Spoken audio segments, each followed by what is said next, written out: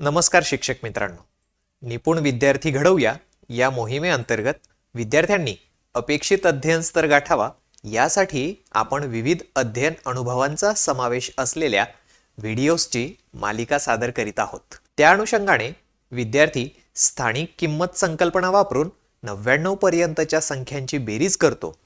जी बेरीज हातच्याची असेल व तिचे उत्तर 99 पर्यंत असेल, या स्तरावर असणाऱ्या विद्यार्थ्यांना आपल्याला पुढील स्तरावर म्हणजे 0 ते 99 पर्यंतच्या संख्यांचा वापर दैनंदिन परिस्थितीमध्ये करून बेरजेची शाब्दिक उदाहरणे सोडवतो, ज्याचे उत्तर 99 पर्यंत आहे, या अध्ययन स्तरापर्यंत न्यायचे आहे।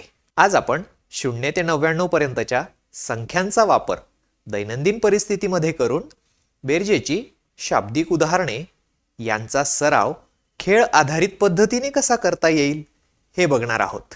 आपल्या खेळाचे नाव आहे गणित खजिना शोध। मुलांना खजिना शोधायला खूप आवडतं।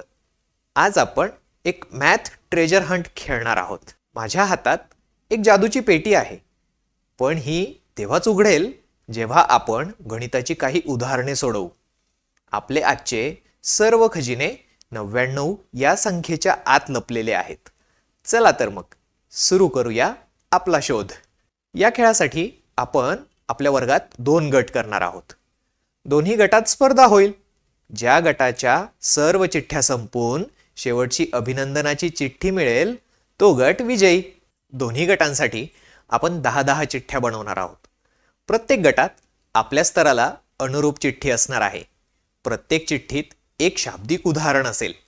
त्याचे अचूक उत्तर त्या गटाने आणून शिक्षकास सांगितले तर शिक्षक त्या गटाला पुढचे उदाहरण म्हणजेच पुढची चिठ्ठी देतील।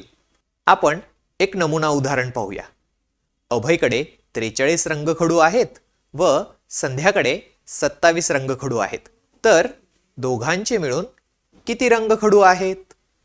अशी उदाहरणे प्रत्येक चिठ्ठीत असतील। या ठिकाणी एक बाब आपण ठरवून करूयात, ती म्हणजे प्रत्येक चिठ्ठीत वेगवेगळ्या प्रकारचे उदाहरण देऊया, तसेच उदाहरणांची काठिण्य पातळी वाढती ठेवूया। आता या खेळात आपण थोडी गंमत आणूया।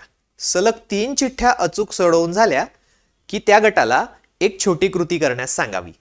उदाहरणार्थ, वरांड्यातील महाराष्ट्राच्या नकाशावरील 10 गावांची नावे लिहून आणा, शाळेच्या इमारतीला असलेल्या पायऱ्यांची संख्या मोजा, किंवा वरांड्यातील किंवा वर्गातील फरशांची संख्या मोजा।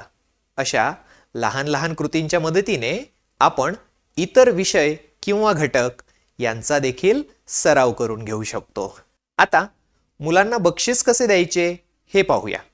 शेवटच्या चिठ्ठीत असणाऱ्या दोन्ही गटासाठी असलेल्या उदाहरणाचे उत्तर समान ठेवू।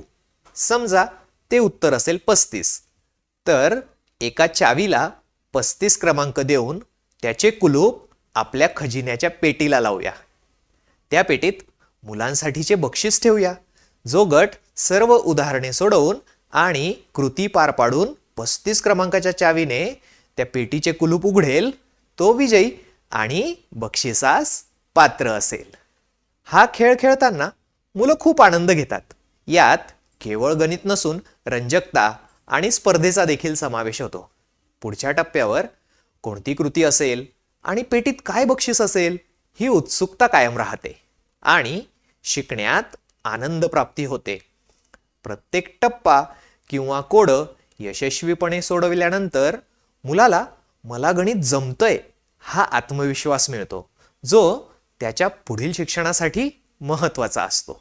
मित्रांनो, अशा रीतीने आपण विद्यार्थ्यांना खेळ आधारित पद्धतीच्या माध्यमातून मुलांचं गणित शिकणं आनंददायी बनवू शकतो व मुलांच्या शैक्षणिक गुणवत्तेत याचा सकारात्मक परिणाम होतो।